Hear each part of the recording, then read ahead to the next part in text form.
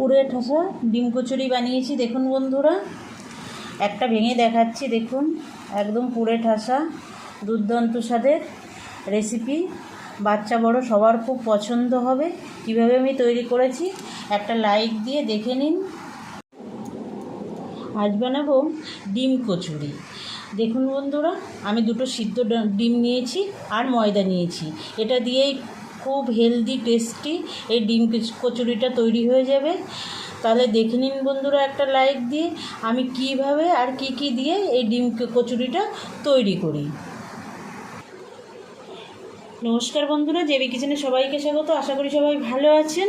দেখুন, ডিম কচুরি বানানোর জন্য আমি কি নিয়েছি। দেখুন, ময়দা নিয়েছি। এখানে আপনারা আটাও ব্যবহার করতে পারেন। আমি ময়দা নিয়েছি। আর দুটো সিদ্ধ আলু নিয়েছি, দুটো সিদ্ধ ডিম নিয়েছি। একটু দেখুন গোটা ধনে আর দুটো লঙ্কা নিয়েছি, শুকনো লঙ্কা, গোটা জিরে নিয়েছি, একটু আজওয়ান নিয়েছি, একটু চিনি নিয়েছি 1 চামচ, লবণ নিয়েছি, কাঁচা লঙ্কা কুচিয়ে নিয়েছি, সাদা তেল আর একটু হলুদ গুঁড়ো নিয়েছি। আর এখানে সানরাইজ গোলমরিচ গুঁড়ো নিয়েছি। এগুলো সামান্য উপকরণ দিয়ে ভীষণ হেলদি টেস্টি এই ডিম কচুরিটা তৈরি হয়ে যাবে। আপনারাও অনেক রকমের কচুরি খেয়েছেন, কিন্তু এই ডিম কচুরিটা আমি যেভাবে বানাই একবার দেখে বানিয়ে দেখবেন, আশা করি আপনাদের খুবই ভালো লাগবে। প্রথমে আমি ময়দাটা মেখে নেব। ময়দার মধ্যে আমি প্রথমে স্বাদ মতো লবণ দিয়ে দেব। দেখুন, স্বাদ মতো লবণ দিয়ে দিলাম। আর এই যে 1 চামচ চিনি নিয়েছিলাম, চিনিটা দিয়ে দেব। পুরোটা দেবো না, একটু কম দেবো। আপনাদের যদি চিনি না দিতে ইচ্ছা হয় দেবেন না, কোনো অসুবিধা নেই। আর একটু এই আজওয়ান নিয়েছি, এটা একটু হাতে ঘষে দিয়ে দেবো। হাতে ঘষে দিলে এটা সুন্দর সেন্ট হয়।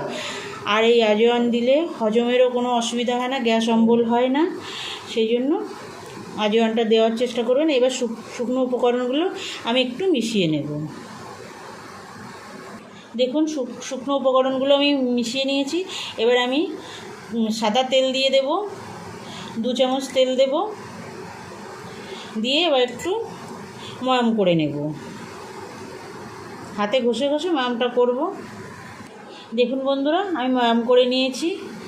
আর বেশি তেল দেওয়ার দরকার নেই, এরকম ময়াম করলেই হয়ে যাবে। এবার অল্প অল্প জল দিয়ে আমি ময়দাটা মেখে নেব। খুব বেশি শক্তও করব না, একদম নরমও করব না, মিডিয়াম একটা ডো তৈরি করে নেব। দেখুন বন্ধুরা, এরকম শক্ত করে আমি মেখেছি।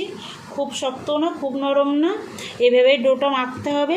একটু হাতে তেল দিয়ে আমি এই যে হাতে একটু তেল দিয়ে ডোর গায়ে লাগিয়ে ডোটা আমি 10 মিনিট ঢাকা দিয়ে রেখে দেব। এবার আমি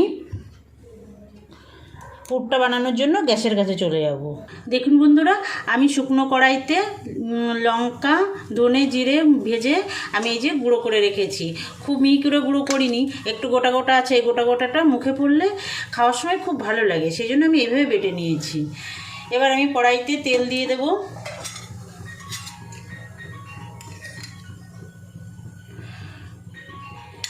এই পুর বানানোর জন্য খুব বেশি তেল দেব না, আমি অল্পই দেব।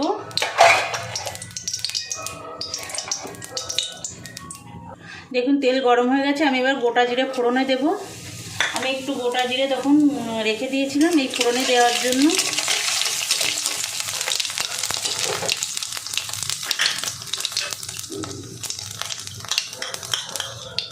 কাঁচা লঙ্কাটা দিয়ে দেবো, কুচানো কাঁচা লঙ্কা, একটু ভেজে নেব। দেখুন, ভাজা ভাজা হয়ে গেছে জিরে লঙ্কা। এবার আমি গ্রেট করে রাখা ডিম আলুটা দিয়ে দেব। ডিম আলুটা দিয়ে দিয়েছি, মিশিয়ে নেব। এবার এর মধ্যে আমি গোলমরিচ গুঁড়ো দেব। 1/2 চামচের একটু কম গোলমরিচ দিয়ে দেব। দিয়ে দেবো একটু হলুদ গুঁড়ো,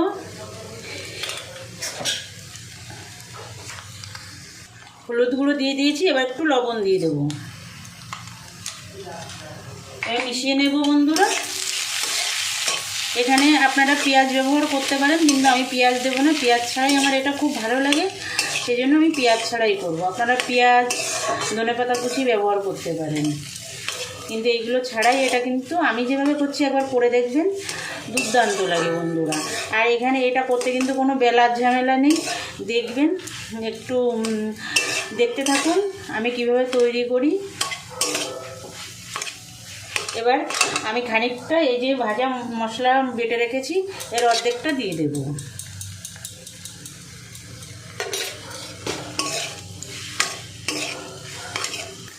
দেখুন বন্ধুরা, পুরটা কিন্তু রেডি হয়ে গেছে, একদমই সময় লাগে না। এটা আলুটাও সিদ্ধ করা আছে, ডিমটাও সিদ্ধ করা, তার জন্য খুব বেশি সময় লাগে না এটা।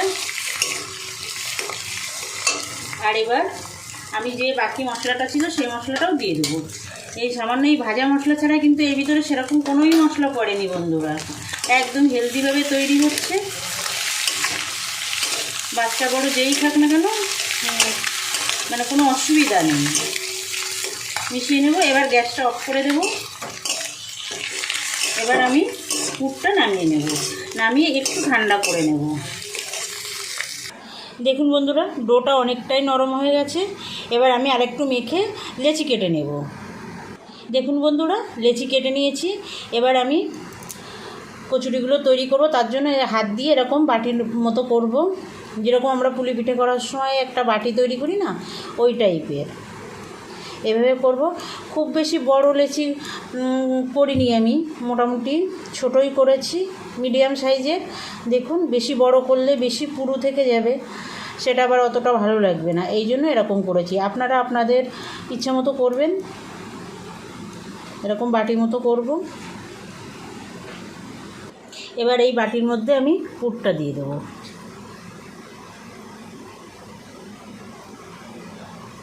একদম পুরে ঠাসা বন্ধুরা, এবার টেনে টেনে লাগিয়ে দেব। যদি দেখবেন লাগাতে অসুবিধা হচ্ছে তাহলে পুরটা একটু কম করে দেবেন, তাহলে অসুবিধা হবে না।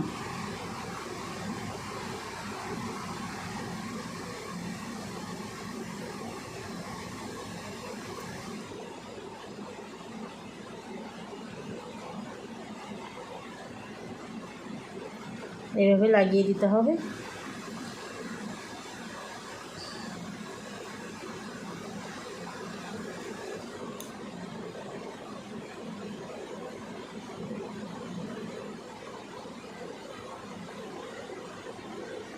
এবার হাত দিয়ে একটু এরকম চেপে চেপে পাতলা মতো করে নিতে হবে, একটু বড়ও হবে। দেখুন,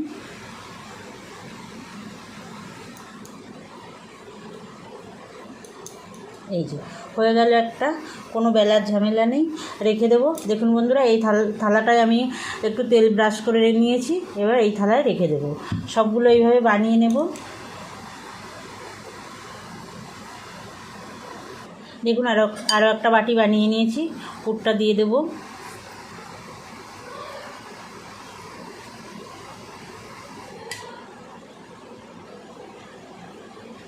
দুই সাইডটা টেনে এই যে আগে এইভাবে লাগিয়ে নেবেন।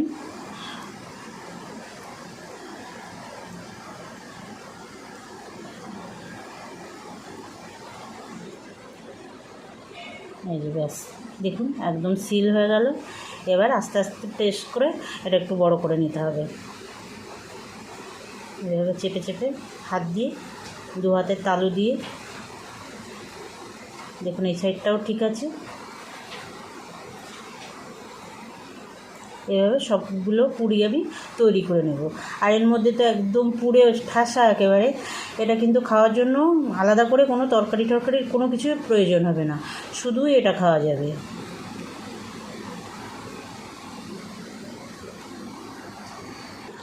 দেখুন বন্ধুরা, সবগুলো পুরি কিন্তু আমি বানিয়ে নিয়েছি, ডিম পুরি একদম রেডি। এবার ভাজলেই একদম খাওয়ার জন্য তৈরি হয়ে যাবে। চলুন তাহলে এবার গ্যাসের কাছে ভেজে নিই। দেখুন বন্ধুরা, কড়াই দিয়ে কিন্তু আমি তেল দিয়ে দিয়েছি, তেলটা গরমও হয়ে গেছে। আমি একটা পুরি ছেড়ে দেব। খুব বেশি তেল গরম করে নেব না, আর হাই ফ্লেমে ভাজবো না, মিডিয়াম আঁচে ভাজবো, তাহলে ভিতর বাইরে খুব সুন্দর ভাজা হবে। আর যদি হাই ফ্লেমে ভাজি তাহলে উপরটা পুড়ে যাবে, ভিতরটা কাঁচা থেকে যেতে পারে, সেই জন্য একটু মিডিয়াম আঁচে ভাজতে হবে। দেখুন, আরও একটা দিয়ে দেবো, আমি দুটো করেই ভাজবো।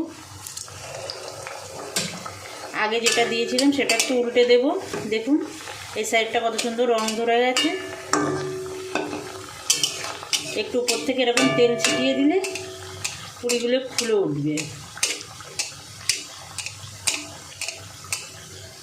দেখুন দুটোই কিন্তু আমি উল্টে দিয়েছি, খুলে যায়নি, ঠিকঠাকই আছে। এভাবে আমি ভেজে নেব একটু কড়া কড়া করে, লাল লাল করে।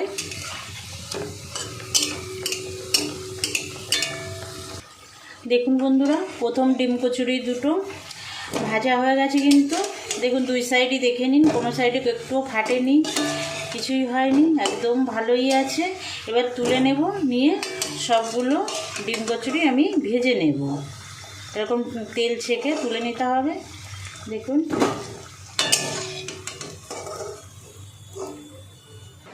দেখুন বন্ধুরা, সবগুলো ডিম কচুরি আমার ভাজা হয়ে গেছে। এই সুন্দর রেসিপিটা বানানোর জন্য আপনাদের অনুরোধ রেখে আমি আজ এখানেই ভিডিওটা শেষ করছি। আবার দেখা হবে নতুন কোনো রান্নার সঙ্গে। ভালো থাকবেন সবাই, নমস্কার।